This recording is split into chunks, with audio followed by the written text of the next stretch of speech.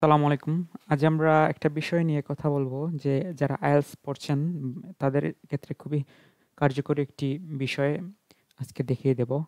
ধরুন আমরা অনেক সময়ই যে সেন্টেন্সগুলা বুঝি না সেই ক্ষেত্রে আমরা Google Translate এর হেল্প নিয়ে থাকি। ধরুন এইখানে একটি সেন্টেন্স দিলাম আমি।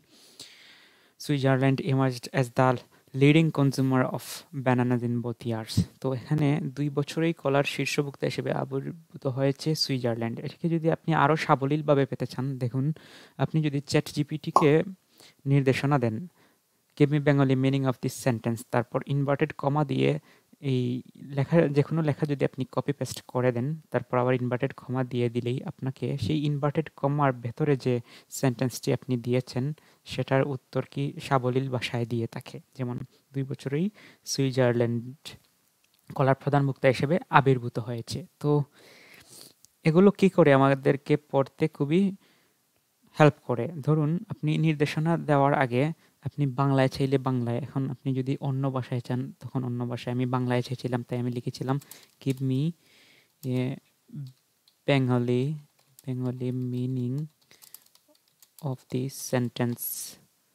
ধরুন সেন্টেন্স লিখলাম। তারপর ইনভার্টেড কমা দিয়ে কপি করা সেন্টেন্সটি পেস্ট করে দিবেন। তারপর আবার ইনভার্টেড কমা দিয়ে আপনি এন্টার হিট করলেই আপনাকে ChatGPT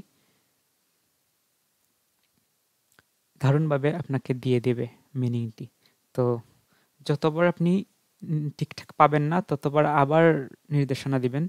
ঠিক ততবারই আপনাকে সাজেস্ট করবে। আপনার বুঝতে খুবই সহজ হবে এই বিষয়গুলো। যখন আপনি প্র্যাকটিস করবেন অবশ্যই ChatGPTর এই গুরুত্বপূর্ণ দিকটি সবাই মাথায় রেখে একবারে যদি না আসে বারবার চেষ্টা করুন। একবারে প্রপার মিনিং আপনি পেয়ে যাবেন।